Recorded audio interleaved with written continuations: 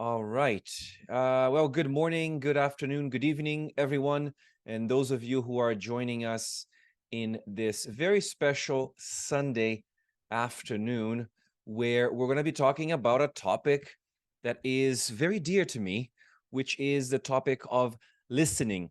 And many of you can probably see the title there, which basically states that we're going to be narrowing in on listening. So we're going to be talking about the kind of perception work that we need to do to develop what we like to call listening expertise. Okay. And before we start, let's go here to the next. I would like to talk a little bit about what we do. To those of you who don't know, we are Learn Your English. There's three of us, Mike, Andrew, and myself. And we are basically an education online company. And we help teachers two ways. We help teachers teach better, and we help teachers build a teaching business. We walked away from our jobs in 2016 to basically work for ourselves. And ever since then, we've been helping hundreds of teachers who want to build a side hustle, who want to build a teaching business, who want to capture clients and eventually build something for the long term. So we're really helping teachers turn their private students into more of a thriving and a sustainable online business. So teachers start making a little bit more and work a little bit less.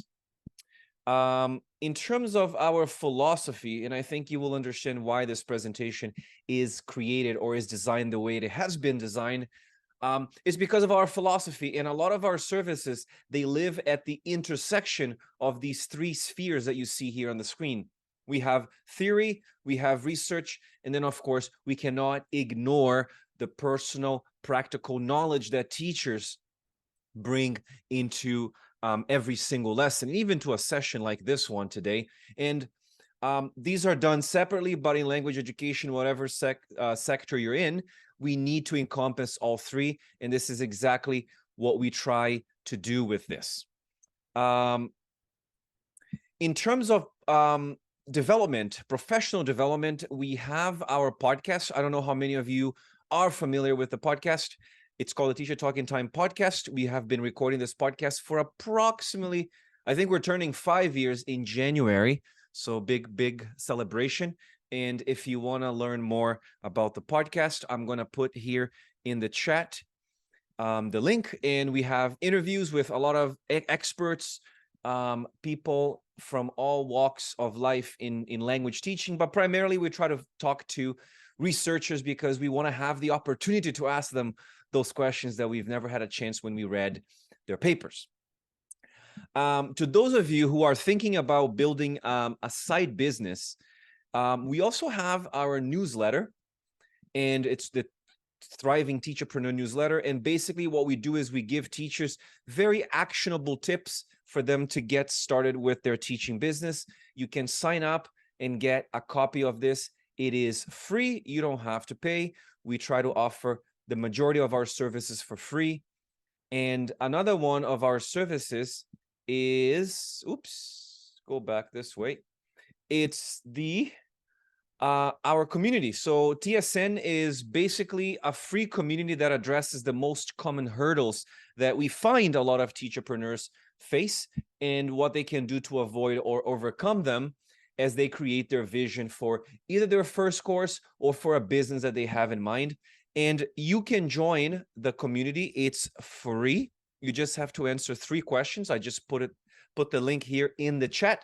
The recording of this webinar is going to be hosted in our community.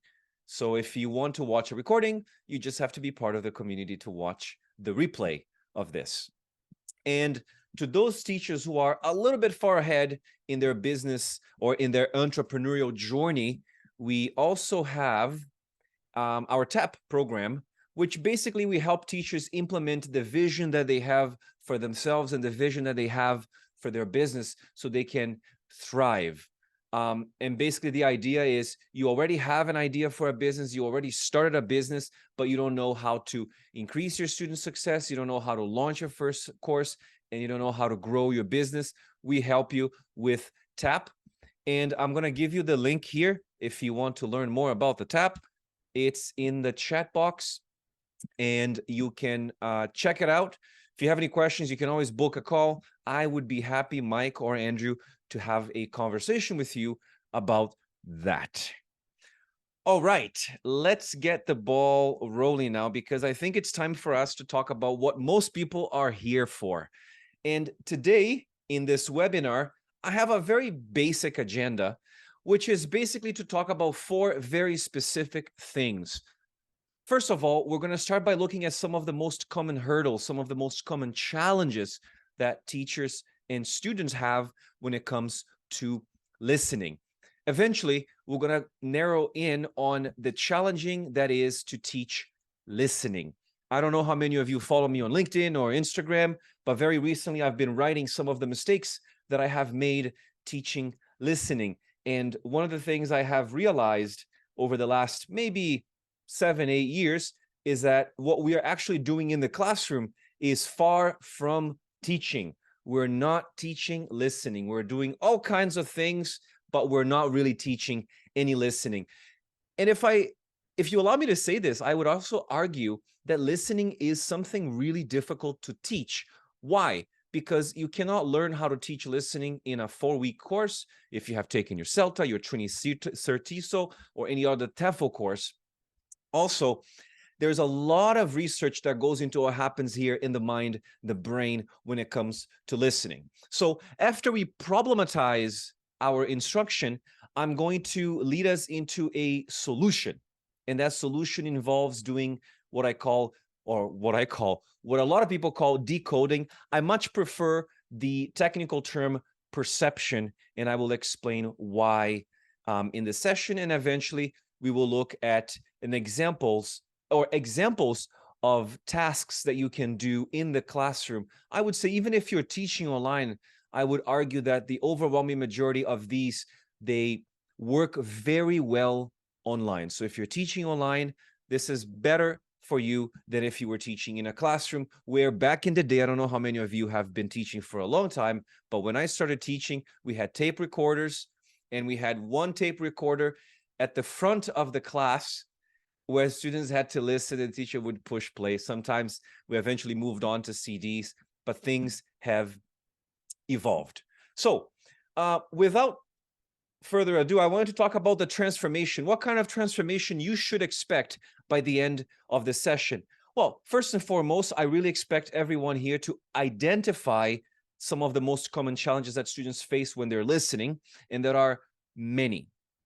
Second, I really hope that everyone will recognize, and this is important because we cannot change our practice without an awareness and a recognition of the problematic nature of this approach that is very much pervasive in language education, which is the comprehension approach, which is a term used by John Field in his 2010 book, Listening in the Language Classroom. And then eventually, I hope everyone understands what perception work is. And finally, with the examples that I provide you, I hope that you will feel comfortable to design some micro-listening tasks that will develop the kind of decoding automaticity of spoken language that is required in order for us to have better language listeners. Okay, one thing I have to say as well is that there are 2 surprises for those of you who are here today watching the recording, and this is only for those who are watching the recording. So maybe if you watch the recording later, but the people who are here live, you will be the first ones to know about this. I have 2 surprises for you if you stay until the end of the workshop. I will introduce the first surprise now, and then I will talk about the second one in a second. But the first surprise I have for those of you is our course called Teaching Listening Made Easy. I don't know how many of you are familiar with this course, but the idea, the transformation in this course is that you will be able to teach better listening lessons that require absolutely very little, almost zero preparation. And what's important is we have included parity purchasing power, which is the same as PPP, but is not the same PPP that we're talking about here. This PPP refers to the website recognizes where you're from and recognizes your currency and will give you a discount will give you a price based on how much you can afford. So we're really, and I'm going to be very honest with everyone who's here today, I really want people to change the way they teach listening. And that's probably the kind of transformation I want everyone to go through in today's session. I will talk about the second transformation later, but if you want to check out the course, it's just learnyorenglish.net. And if you type the word TLME, I'm actually going to put this in the chat. I think it's easier, .net TLME. So if you just copy and paste this into your browser, you should be able to have access to the course. There are testimonials from teachers. I think Lori is here. Lori took the course recently, and she has left a beautiful testimonial about the course. So Lori, thank you very much for that. I hope you're enjoying, and I hope you also benefit from this session today. All right, I've been blabbermouth for now. Let's get the ball rolling and start by talking a common struggle. So I would like to begin our workshop today by sharing a quote that resonated very much with me, primarily because it clearly describes the struggle that many students face when they are listening in English. And I'm going to give everyone a minute to read this quote.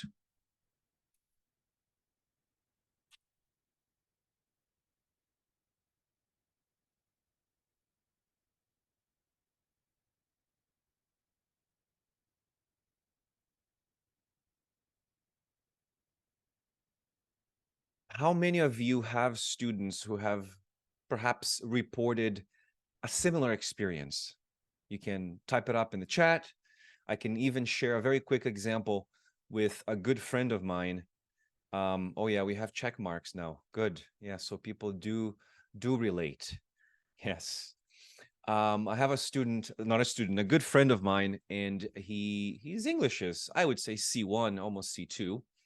And he's a very fluent guy in English, and he came to Toronto last year to spend 2 weeks with me here. And we were hanging out, and we went to, I don't remember exactly where we went to, but we went somewhere for a coffee or a drink or something. And he told me that in the first 5 days upon his arrival in Toronto, he said to me, Leo, it's been 5 days in Toronto. I feel like I don't understand English. And I said, why do you say that? And he said, I don't know. I honestly, I hear words, I hear things, but I can't really make sense of what people are saying, you know? So I understood after talking to him for a little while that there was more to it than just his level of English. A lot of his problems came from a very specific place. It comes from a place that we're going to be talking about today, and I think many of your students will understand what this place is. So, why should we focus on listening? Well, we all know this. Listening is an essential skills for learners, and listening is also important because it provides many opportunities for continued language learning. Without listening, you can't really do much in a language. And there's actually 4 reasons why listening is extremely important. The first one, as we know, it's a source of input. If you're familiar with the work of Krashen believed that everything started with listening. And as I was researching more recently, I was reading papers that date back to the 70s and early 80s. And it was a very interesting movement happening in the 70s and the 80s. And the movement was this. They were trying to get students to improve their listening before they speak. So the idea was, let's forget speaking, let's focus on listening. So it was learning to listen or learning English by listening. So, of course, I'm not saying that this is right or this is wrong, but there was a lot of that happening in the 80s. And a lot of the papers, a lot of the research back in the day focused on the primacy of listening. And of course, listening is important because it's also a means of interaction. Another reason why listening is important is because it is challenging. There's an authenticity challenge. The more authentic the listening text is, the more challenging it will be for language learners. And of course, listening is also important because we can draw attention to language. We can draw attention to lexis. We can draw attention to specific patterns in the language. We can draw attention to pronunciation and a bunch of other different features. And at the same time, listening in a second language also presents major challenges to learners. Why? Well, very simple. The speed and the lexical syntactical choices of the spoken discourse are completely out of control of the listener. So to help our students, I would argue that we need to know their struggles. And some of the most prominent studies related to this question of what makes listening difficult ask learners this very same question. And research by Christina, Gall, Liu, Renadia, Farrell, the ones that you see there, they all asked the same questions and they shared various reasons. And you can see here, the first one is the speed of which people communicate. So the speaker speaks too fast. A second reason mentioned was that students don't know all the words. So there is a lack of lexis there. Number three is an interesting one because there seems to be a discrepancy here because learners know some words, but they are unable or they fail to recognize words that they know in very specific contexts. And we will talk more about this number three here. And numbers 3 and 4 are related to not being able to focus on the whole message. And for that, I blame TikTok. And the last one has more related to anxiety. And Lori is saying for many students, it's 3, but they think it's 1 or 2. Exactly, Lori. I think a lot of it has to do, I think number 1, because of features of connected speech, we know that sometimes we have this thing called the blur gap, which Richard Caldwell has brilliantly exemplified, and we've talked about this in our pages. But you're right. I find that number 3 kind of opens up the doors to all the other problems that exist. And number 4, we will see that the reason why they can't focus on the whole message is because they can't recognize the words that they know. And they can't recognize the words that they know because people speak too fast, words disappear, and so on and so forth. And Carolina says, number 4 is a huge problem for some of my students. And we will see why. We will see why.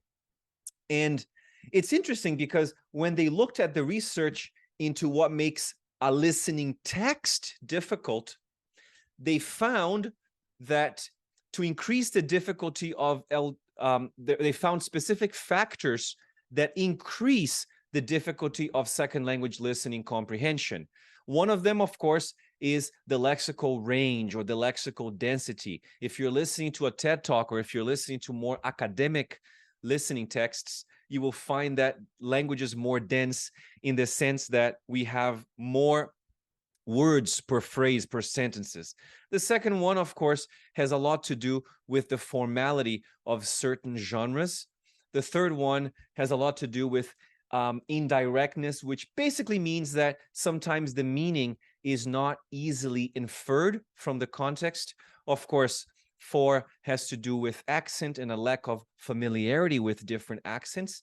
And number 5, I think it's related to what we talked about before, which is the fact that people articulate specific words differently when those words are spoken. And of course, there's a lot less pauses or fewer pauses in spoken English. So how do we solve this problem? Well, I'm going to argue that the solution to the problem is the problem itself. Why? Well, before this session, and I've done this in the past, but I wanted to see if textbooks have changed.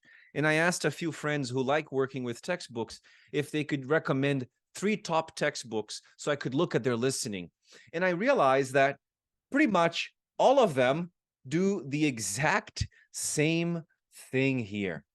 What you see here is textbooks not really doing what they're supposed to do. And again, if you are a teacher and you follow a textbook, you are just contributing to the problem, unfortunately, because as we can see in all of these 3 examples here from course books, what we see is students being tested on their listening skills.